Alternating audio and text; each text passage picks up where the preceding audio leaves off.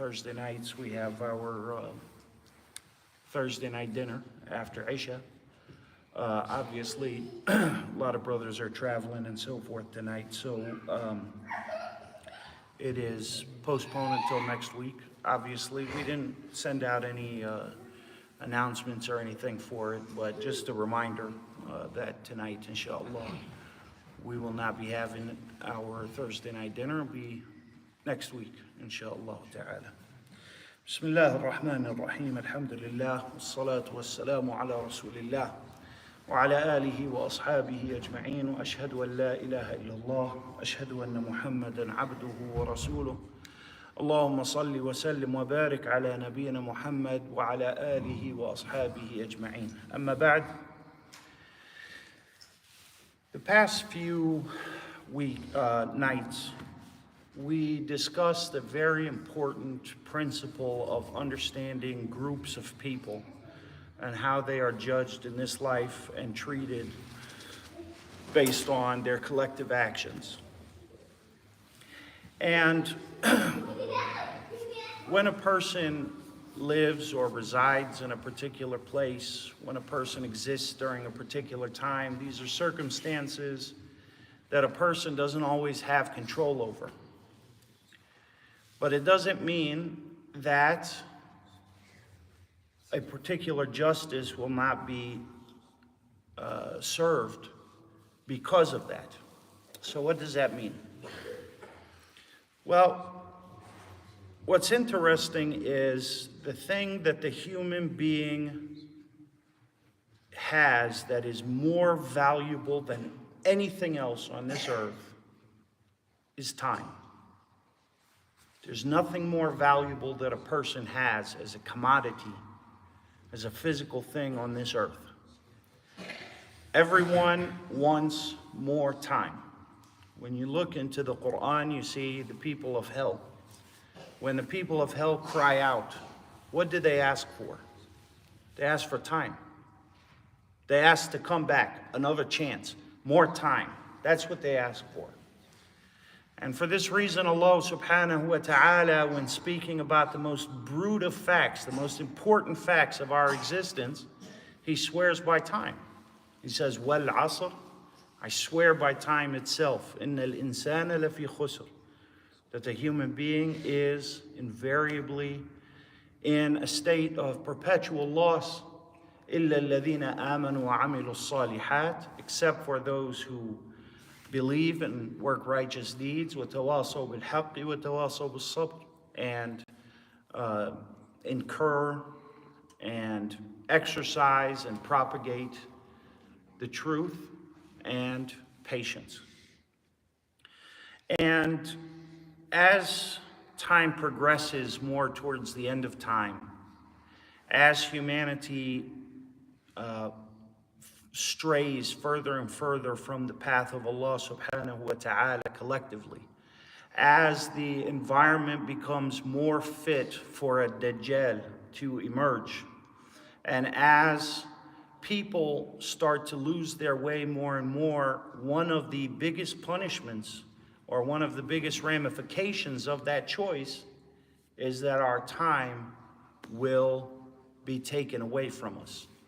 It won't be taken away from us in a calculated way, in the sense of it won't literally become shorter in itself, right? Allah subhanahu wa ta'ala tells us about time in the Quran. Inna عدة الشهور عند الله 12 شهرا في كتاب الله يوم خلق السماوات والأرض. He says that the number of months in the book of Allah from when He created the heavens and the earth is always 12 months. Of them are 4 sacred. This time will be on paper the same length. But there's another aspect that is far more important than the amount of time, and that is the quality of time, which is what we would refer to as the barakah of time. That Allah subhanahu wa ta'ala give a person advantage by way of blessings during his time. And this is a lesson that we learn in the Quran, that things are regarded by Allah based on their substance, not on their appearance. A person who deals in riba will on paper have more money. However, a person who does not will have more barakah. يَمْحَقُ اللَّهُ الرِّبَى وَيُرْبِ الصَّدَقَاتِ. Allah subhanahu wa ta'ala tells us that He will stunt the growth of riba, even though a person on paper seems to be getting more. But He subhanahu wa ta'ala will increase and exponentiate the charity, even though on paper a person seems to be losing money. The same thing applies with time. The Prophet ﷺ tells us in Sahih al-Bukhari that one of the signs of the hour, وَيَتَقَارَبُ الزَّمَانِ, that time will become shorter. Now, how does it become shorter? Do we have less days or less months or less hours? The answer is no. These things will be the same amount on paper. However, when it comes to how they play out, the barakah of that time, it will be far, far less due to the sinfulness of the people collectively upon the earth. And it's not even something that you yourself have to be engaged in. For instance, if a person lives in a particular society and they stay in their house and they don't go out and they disconnect as much as possible, they're still going to be affected by this, because the general will affect the specific amongst people. This is one of the things that we learn from the Prophet ﷺ that happens when we live amongst a particular people or live amongst a particular era or time. If you look back at some of the companions, the tabi'een, tabi'in, for instance, the Prophet ﷺ in Jami' al-Tirmidhi, he told Zayd ibn Thabit to learn Hebrew. He learned it in 15 days. 15 days. How could this happen? We look at some of the scholars of Islam, like for instance Al-Tabari. And Al-Tabari is considered to be mutaakhir. He is considered to be a later era scholar. He died in the year 310. But he died at a very old age. He was over 90 when he passed away. And it's mentioned that Al-Tabari, the amount of work that he did, the amount of writing that he has, right? Most of us know Al-Tabari for his tafsir. His tafsir is Al-Jami' fi Ta'wil al-Quran. This book, Tafsir al-Tabari, known as Tafsir al-Tabari, is one and considered to be a smaller work. It's on the shorter end of other works of al-Tabari, rahimahullah. It's said that if he were to, in order to write the amount that he wrote, he would have had to write about 40 pages a day from the day he was born, every day, in order to leave behind the amount of work that he left behind. Now, that's writing. We're wondering, where did he have time to study? Where did he have time to learn in order to write this?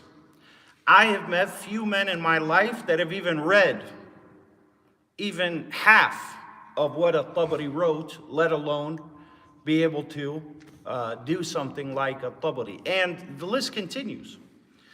Shaykh al-Islam Ibn Taymiyyah, rahimahullah, he has more than 100 titles that he authored, some of them over 30 volumes long. And he died at a pretty young age. Al-Nawawi, rahimahullah, died at 45. And he has over 30 titles that he authored himself. And he burned a huge portion of his own works that he wrote because he was unsure of them when he passed away, rahimahullah ta'ala. Ibn al-Jawzi has over 1,000 titles that he wrote with his own hand. Rahimahullah ta'ala. Some of these titles are of 8, 10, 12 volumes, and some of them are small, short treatises. The point is, how are these men able to do this? How is this possible? Not just that, not just what they wrote. This is physical evidence of what they have, but it is also what they did. It is a known fact that Uthman ibn Affan radiyallahu anhu would often recite the entire Quran from the beginning to end in one rak'ah of witr every night before he would go to bed. Before he would go to bed. You hear what I'm saying, right? It was well documented that al-Bukhari would read the Mus'haf 60 times every Ramadan. Once in the daytime, once in the nighttime. It's well documented that Sheikh Taqi ad-Din Ibn Qudama al-Maqdisi, rahimahullah, one of the great scholars of the Hanabila, would pray 1,000 rak'ah every single day between for duha salah, and he would recite the 2 quls in each rak'ah. Qul a'udhu bi rabbil falaq, qul a'udhu bi rabbil nas. We look at these and we read these, we say, come on, this is not possible. How could this happen? How is this possible? And the answer is, we cannot envision that, because unfortunately we live at a later time. We live at a time when we don't have to fetch water from the well, we don't have to heat water up, we don't have to sew our own clothes, we don't have to butcher for ourselves, we don't have to grow our own food, we don't have to travel for months on end to get somewhere, but we're unable to even finish a page or 2 of the Quran in a single day, right? That's the era that we live in. And the reason for that is naz'il barakah. And this is why the Prophet sallallahu alaihi wasallam mentioned that near the end of time, that barakah will be taken out of time. People won't be able to do much with it anymore. If you look at it on paper, we should have far more time at our fingertips and far more access to time and knowledge than our ancestors did. But the thing is it's very opposite. It's exactly opposite. Whereas they had to, you want to eat, you have to build your own fire, you have to cook it, you have to do this, you have to do that. Maybe you got to go out and hunt, maybe you got to, right? That's just to have a meal. You want to take a bath, you want to make wudu, you want to make salah, you want to, right? They had to do that, and in their free time, they were able to collect all of this knowledge, document all of this knowledge, write some of the finest works ever written in the history, not just of Islam, but in the history of humanity, right?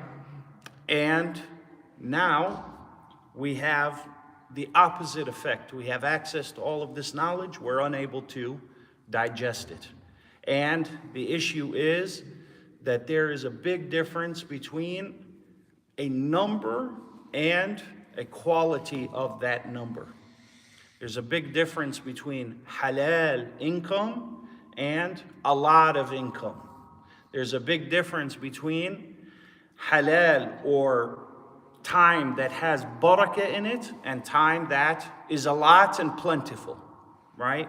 People are supposedly living longer now, right? Lifespan is increased with all this medicine and all this so on and so forth. However, what is the quality of life? The quality of life is very meager, is very low. Not because we're physically uncomfortable, it's because we are spiritually unfulfilled and we are psychologically damaged because of the amount of comfort and luxury and pleasure that we literally kill ourselves with. We're literally dying of pleasure, right? We are so pleasured in this time and this society that pleasure itself is no longer fulfilling. We have to manufacture pain in order to enjoy our pleasure. And so the question is, what do we do about this? I mean, what's the solution? It sounds very dismal. Well, what we do with this, and the point that the Prophet ﷺ makes when he tells us about these things, is that we have to capitalize on these things as much as we can. We are victims to our circumstances. There's no way around that. But we are never victims to our own actions unless we choose to, right? A person doesn't choose who his family is, doesn't choose what his societal level is, doesn't choose his health, right? When he's born, you're born into these things. These are your circumstances. So we will be subject to our circumstances. However, we are not subject to our actions without choice. Our choices determine what Allah subhanahu wa ta'ala will make of those circumstances on the day of judgment. And so in the age of killing time, right? In the age of boredom that we live in, we have never been more pressed for time than we are today. We ask Allah subhanahu wa ta'ala bimanni wa karami wa judih, that He subhanahu wa ta'ala bless us with our time, that He make our time on this earth fruitful and eventful for our hereafter. Wallahu a'lam wa sallallahu wa sallam ala nabiyyina Muhammad wa ala alihi wa ashabihi ajma'in. Jazakumullahu khairan. We have some arrivals back today. We have Abu Yumna, who has returned from his long stint. You were in India. Did you bring me back a keychain?